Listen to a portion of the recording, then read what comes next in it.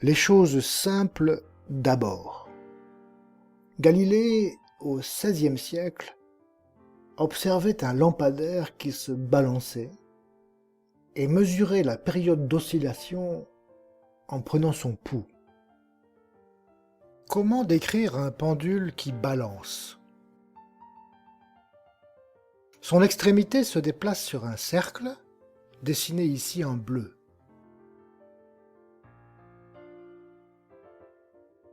Plaçons ce cercle sur un cylindre, comme ceci.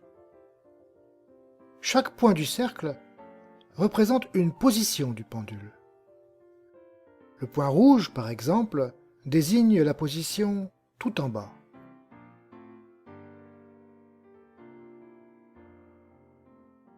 La vitesse du pendule, le vecteur rouge, est simplement décrite par un nombre. Positif si ça tourne dans un sens, et négatif si ça tourne dans l'autre. On peut représenter ce nombre dans la direction verticale du cylindre. C'est donc un point du cylindre qui permet de décrire la position et la vitesse. La première coordonnée, sur la base, nous dit où se trouve la balançoire. Et la seconde, verticale, nous dit à quelle vitesse elle tourne. Alors maintenant, laissons faire la pesanteur et observons le balancement. Attention, nous supposons d'abord qu'il n'y a aucun frottement. Le balancement continue à l'infini. Si la position initiale est basse, et si la vitesse initiale n'est pas trop grande, on se balance périodiquement. Nous connaissons tous ça.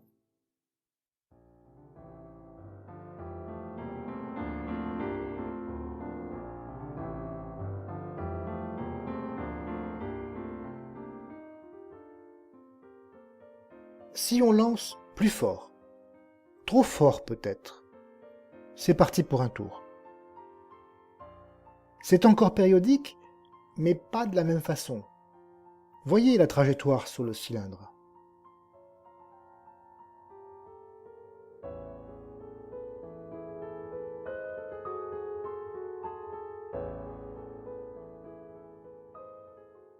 Elle suit un champ de vecteurs.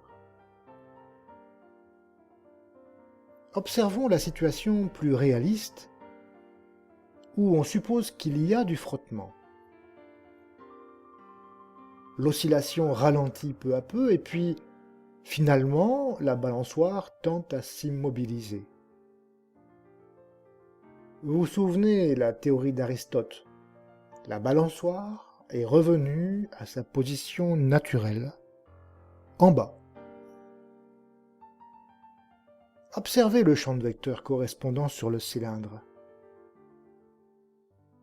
Les trajectoires finissent par tomber en bas, dans la position d'immobilisme. On dit que cette position d'équilibre est un attracteur stable. Une balançoire avec frottement n'est donc pas très drôle finalement. Après un certain temps, on s'arrête. La balançoire, c'est amusant quand on la pousse, pour qu'elle monte bien haut. C'est d'ailleurs le point de vue du gentilhomme représenté par Fragonard, qui semble très intéressé par la balançoire. Plus simplement, nous allons imaginer que le pendule, outre la pesanteur et les frottements, est soumis à une force de poussée, transmise par une petite tuyère. Un pendule moderne muni d'un petit moteur à réaction.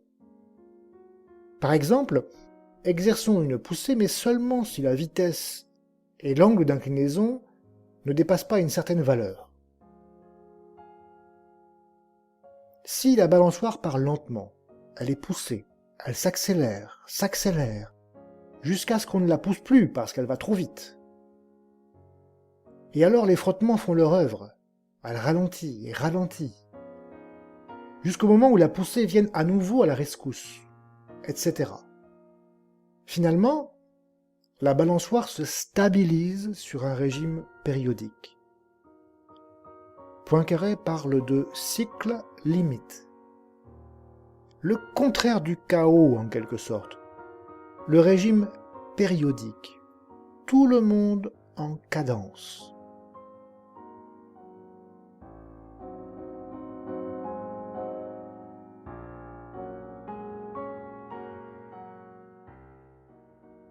Voyez ce qu'on appelle le portrait de phase sur le cylindre. En rouge, le cycle limite. On voit une trajectoire qui spirale. Après un certain temps, on ne la distingue plus de la trajectoire périodique.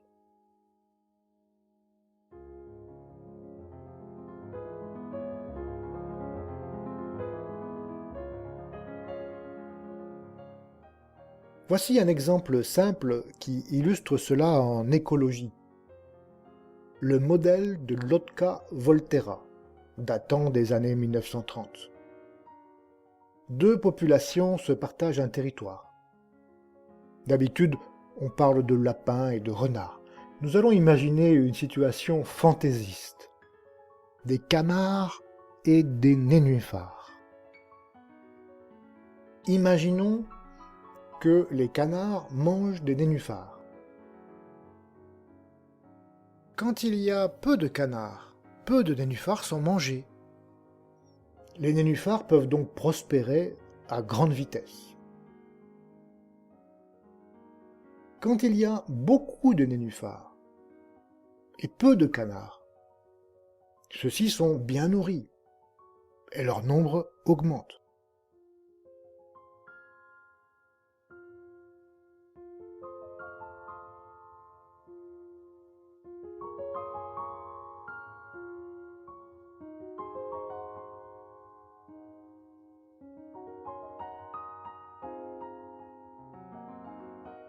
Mais s'il y a beaucoup de canards, les nénuphars sont mangés.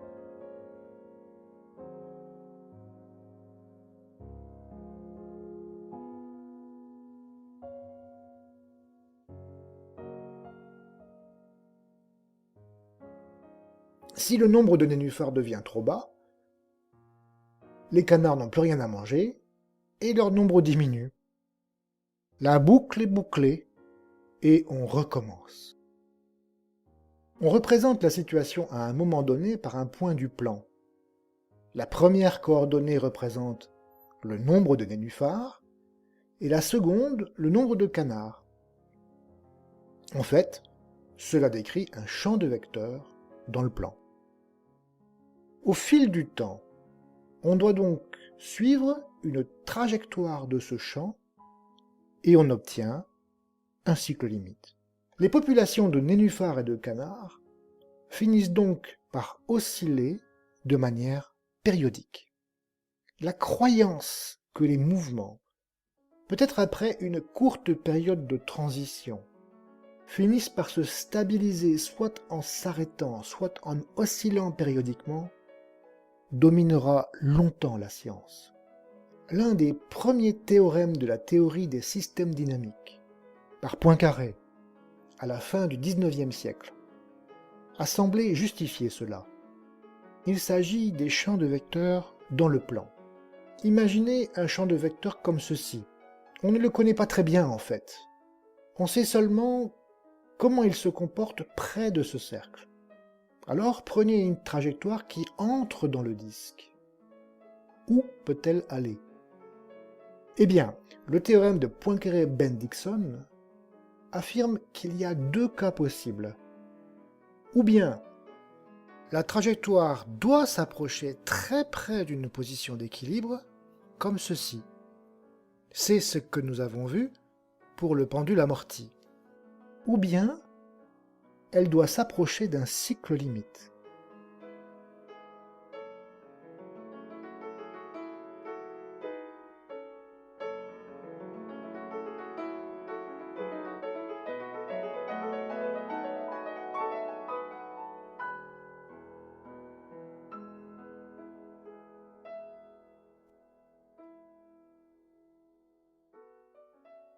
comment peut-on démontrer un tel théorème? Voici l'idée principale. Prenez un point du cercle et observez sa trajectoire qui pénètre à l'intérieur. Stop. Arrêtons-nous en un point P. Observons les trajectoires au voisinage de P. Est-il possible que la trajectoire continue son chemin et revienne dans ce voisinage? Supposons par exemple qu'elle y repasse en effet en un point Q. Observons l'arc de trajectoire entre P et Q, suivi par le segment QP. Cela forme une courbe fermée, qui est le bord d'un certain domaine dessiné en bleu. On le voit, la trajectoire qui part de Q pénètre dans le domaine bleu et elle ne peut plus sortir. Elle est piégée. Pour sortir, il faudrait qu'elle traverse l'arc PQ. Mais deux trajectoires ne peuvent pas se croiser. Pourquoi? Eh bien, si deux trajectoires passaient par le même point, ce serait en contradiction avec le théorème de Cauchy-Lipschitz. Un point n'a qu'une seule trajectoire.